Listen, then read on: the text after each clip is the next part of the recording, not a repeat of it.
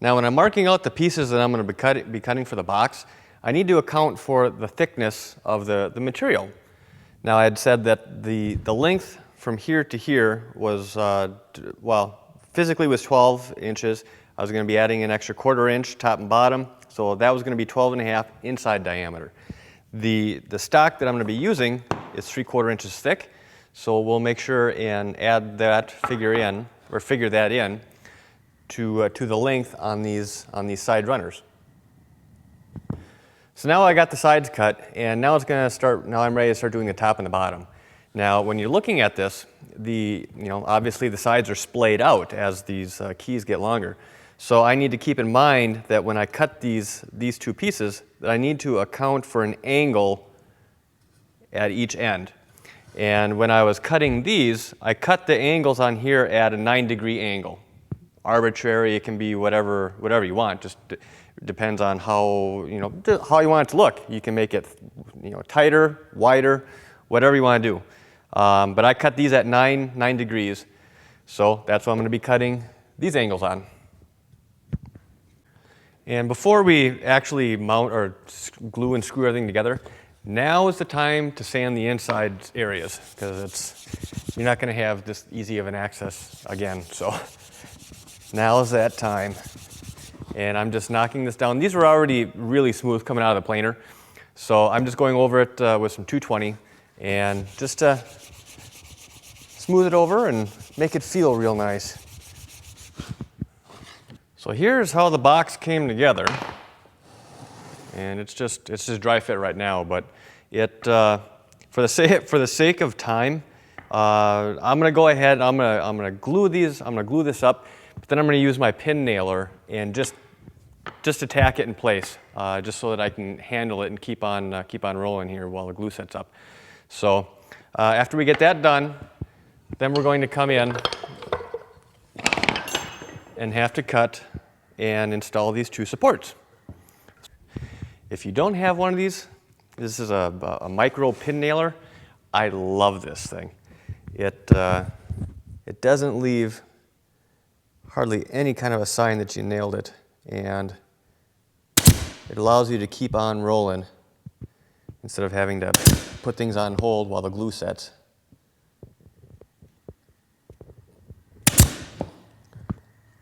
Love this thing.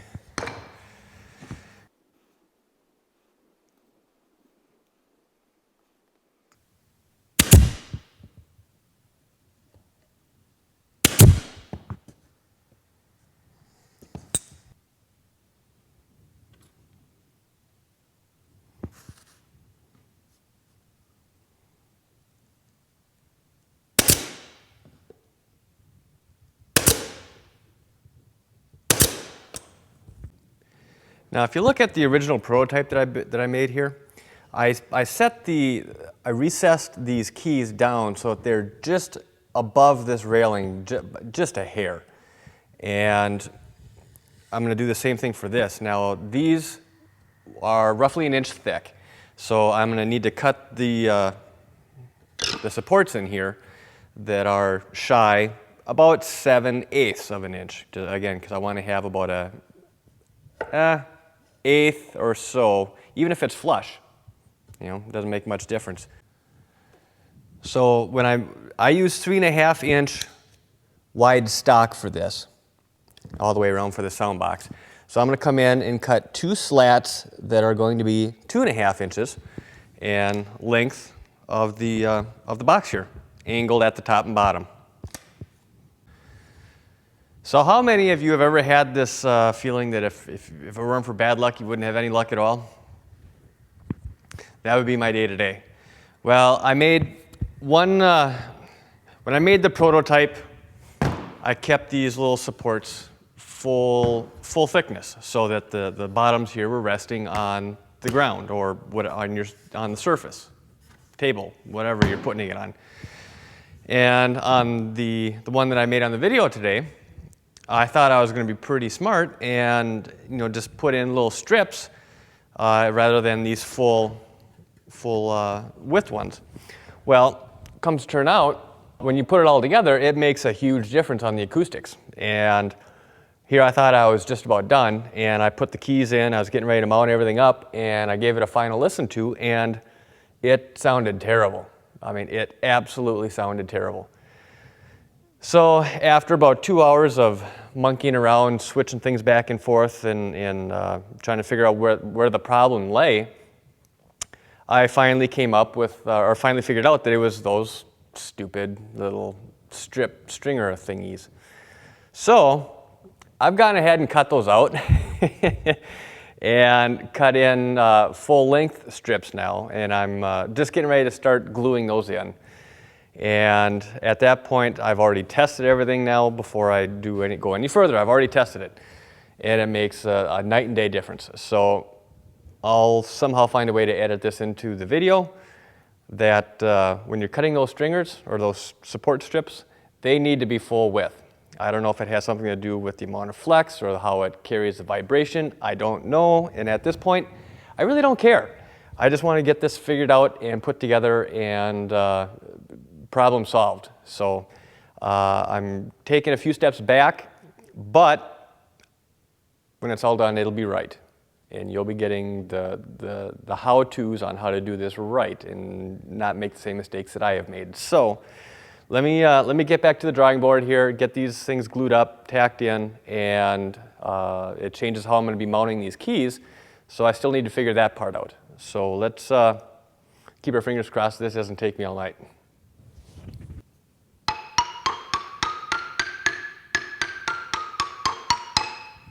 That's how it's supposed to sound.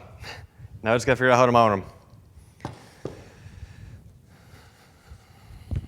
So sometimes having to take a step backwards isn't necessarily a bad thing. You know, it forces you to reassess what you're doing and kind of what the end goal is. And I guess during this process, what started out as what was supposed to be a simple project for a kid's toy, I made it way more elaborate than what I needed to make it. And this last little debacle thing kind of made me realize that. So I've gone back and kind of reassessed what it is that I wanted to get out of this. And what I want out of this is a nice sounding xylophone, or nice sounding instrument, for a kid. And I didn't remember that. It's for a child, a toddler. And simple to build. I don't need to overcomplicate it. Sometimes overthinking can be a dangerous thing.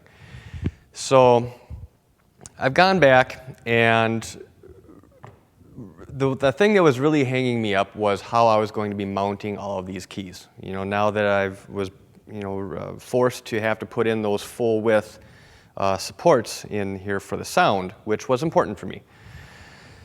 And trying to figure out, well, how can I mount these? And the KISS theory, the keep it simple, stupid, is 9 times out of 10 the way to go. And it took me a little bit to remember that.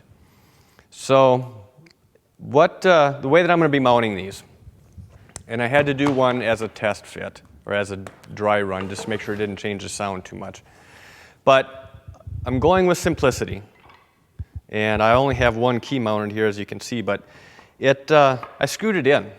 And the way that I was able to get around having the screw kind of mess with the tone of the key was the screw goes through the key loose, and I countersunk the top. And you can buy these simple little countersink bits at the hardware store. I think they're just a few bucks. But I countersunk it probably half the depth of this key.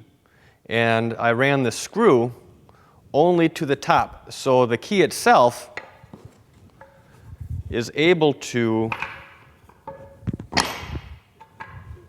float up quite a bit. And that's what it needs to do. So by doing it this way, it's a strong, solid mount, and it doesn't mess with the tone. Let me put these back together real quick, and you can see.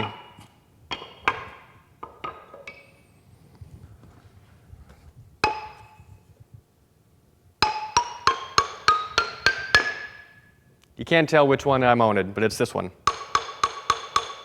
A, B, C, D. That would be D. So that's how we're going to mount these.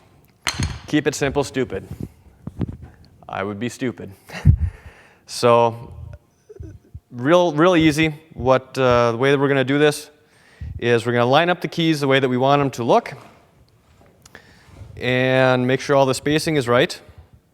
And then we're going to take a straight edge and draw a line from middle of the top to middle of the bottom.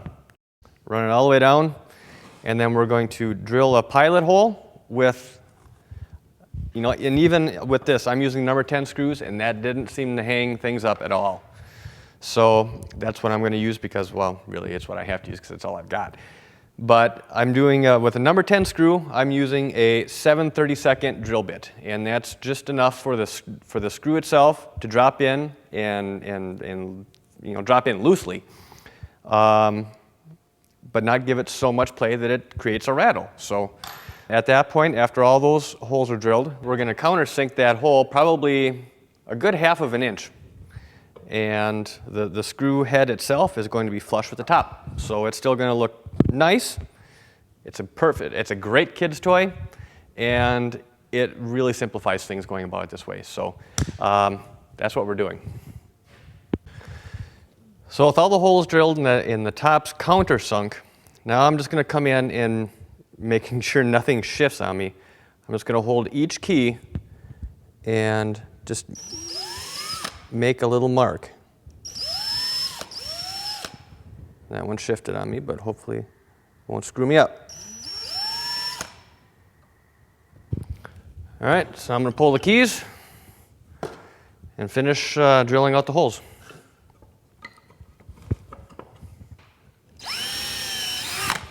And on this one, I'm using a 5/32 because I want the screw to bite into this hole, but it doesn't need to be real tight. It just needs to be able to, the threads just need to be able to grab and bite onto the wood. So this is just a little bit smaller than the threads of the screws itself. All right, everything's mounted. Nothing's falling out, which is good. All the keys are nice and loose. But the true test is, how's it sound?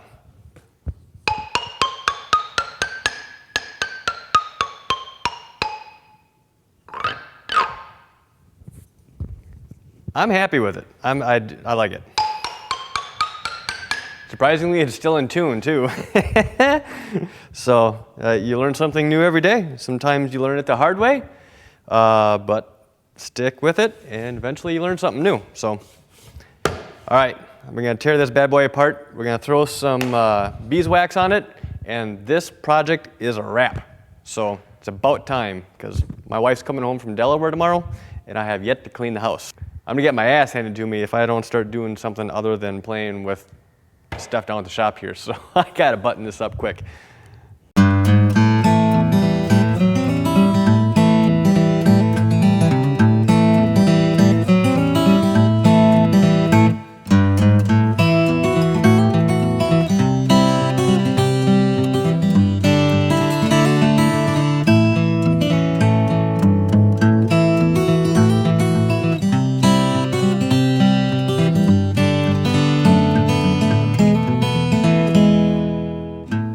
All right, well, you can't play a xylophone without a couple of drumsticks, or mallets. Now, I'm gonna be giving this to my daughter. She's what, 2? Not even, she'll be 2 in February. So I don't wanna have a pointy thing on any end, so I'm gonna be putting these wooden balls on both ends, just in case. And if she's really talented, maybe she can play like she's got 4 mallets in her hand when she gets a little older, but for right now, I'm just gonna try and keep her from poking her eyes out. Oh, good. I'm sorry, she's probably just gonna step on them and break them anyways.